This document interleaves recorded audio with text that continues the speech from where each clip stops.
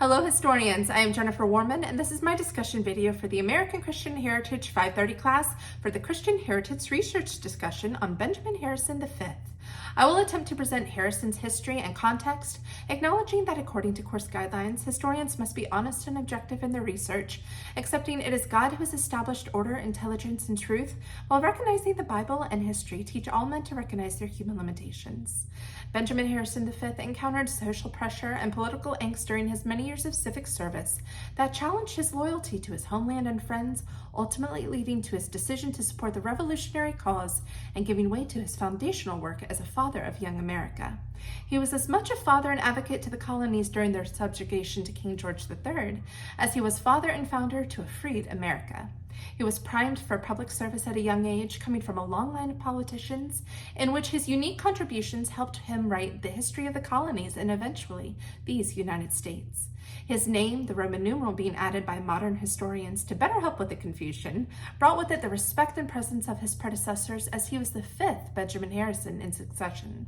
Coming into adulthood and estate ownership abruptly after his father suddenly died, Harrison went to work managing his birthplace, Berkeley Plantation.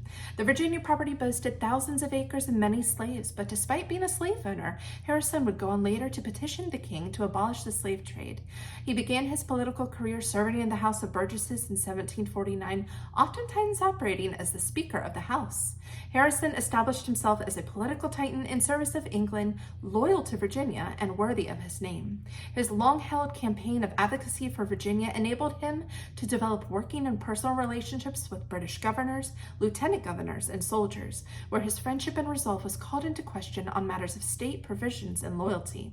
Harrison's great wealth and influence offered seats of power established and recognized by the crown, pulling together the old world and the new.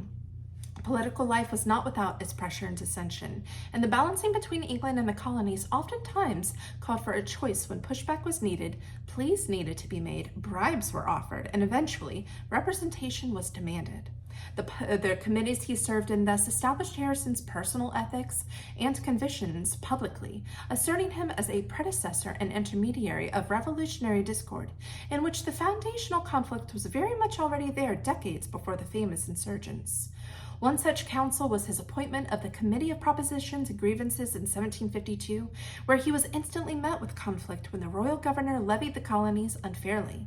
Harrison advocated for fairness against taxation without representation, the keynote of the revolution that would be decades later.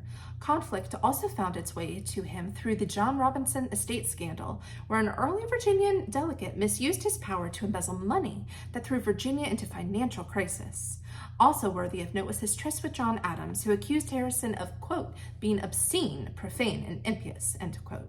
The two political titans battled through print and verbal slights over the course of their terms. Later, however, Adams succumbed in opinion of his counterpart and showed appreciation for Harrison's, quote, many pleasantries, end quote.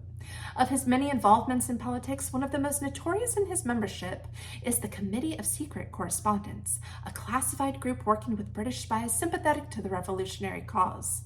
Harrison was also a founding member of the Board of War and Ordnance, established to mirror England's own War Council. He was of the first members of Congress to visit the military forces, invited by his good friend George Washington, where he helped to oversee the, quote, organization and operation of the army, end quote. After serving central roles in both constitutional conventions, when freedom was finally won, Harrison turned to the betterment and recovery of Virginia, serving as governor for many years and working hard for constitutional ratification and the addition of the Bill of Rights. These many principal positions were testament of his resolve and unwavering determination to protect and provide for his homeland, establishing Harrison the truest of patriots, of which I am proud to be his seventh great-granddaughter. Thank you and stay curious.